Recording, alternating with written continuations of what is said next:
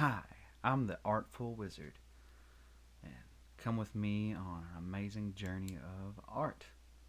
That's what we're going to do. And by wizard, I don't mean that I'm a wizard of the craft, in the sense that I'm the best there is. I am far from that.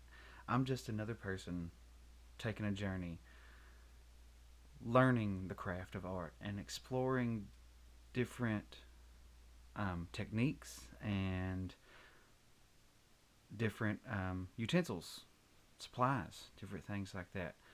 Um, so come with me, and we're gonna jump into a little fast sketch that I did on Twitch. Uh, I do stream on Twitch. I will be sharing the link to that at the end of the video. But please stick around and watch my first character unfold, which is Judge Dredd. Judge Dredd, created by Carlos Escora and John Wagner. Was a character from 2000 AD. It was a British comic who was the most famous of the comics and best selling, so he got his own. It's been made into two movies, one starring Sly Stallone, and the other one was with Carl Urban.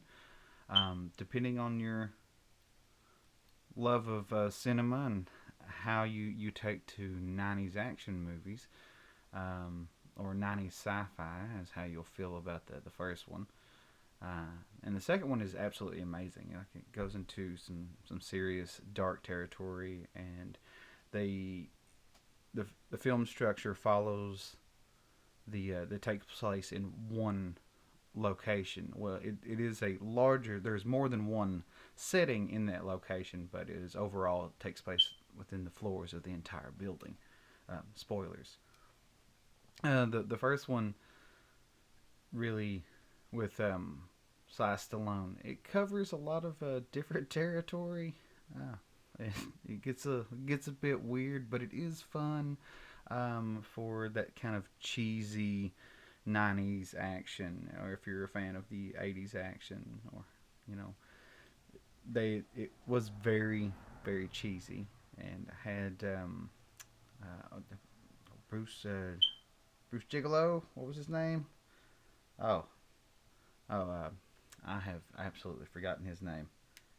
Rob Schneider. Yes, Rob Schneider. Which, if it was his definitely Home Alone 2 era Rob Schneider, Beverly Hillbillies Rob Schneider. So a lot of that plucky comic relief. But as the character in the comics, they, you know, they dove into some pretty dark territory with the fact that he is judge, jury, and executioner. The movie RoboCop took a lot of, well, stole maybe a lot of things from Judge Dredd. The fact that you only see his lower jaw. He is hidden behind a visor. He does have a really sweet gun. Shoots all kinds of different crazy bullets. But as I was drawing this, I can see I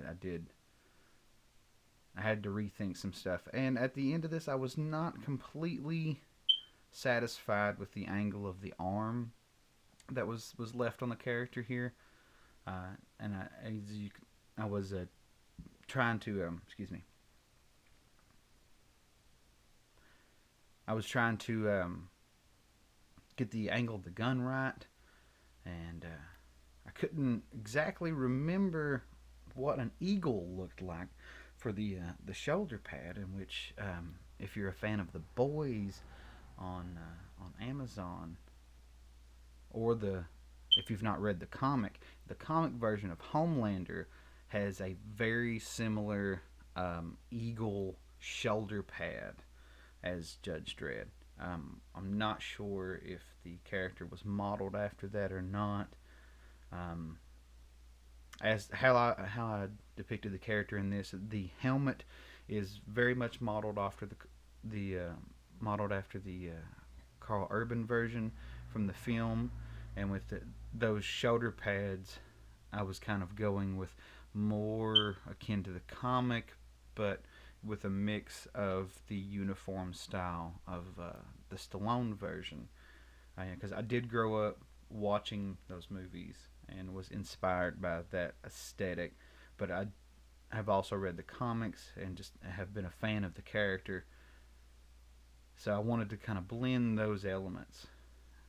And I went in here with some pencil, and I did this with mostly without reference. I did have to dig out those DVD cases and just kind of take a look at how that helmet shape was in the first opening up, and the shoulder pad, because as I said earlier, I couldn't remember exactly what an ankle looked like, so it was really frustrating. But at the end of this, as I mentioned, the angle of that arm like bothered me, and I couldn't get it to look right through this entire picture.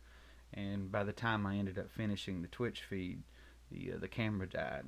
So instead of finishing the art, I am going to be finishing it on the next Twitch stream, which will be also edited and uploaded later. I'm going to try to finish this, rework that arm, and possibly ink it. I think that's where I'm going with it.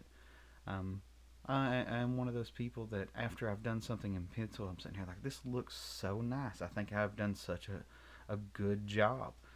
And I was like, I know if I ink this, I'm going to screw it up. I'm going to mess it up. But you have to push past that fear and just go for it. And if you screw up, happy accidents. Bob Ross had a fantastic idea in the way he taught art to people. Is that we can make accidents, and if we do, we can always find a way to fix them or a fun way to change it. And now it's this.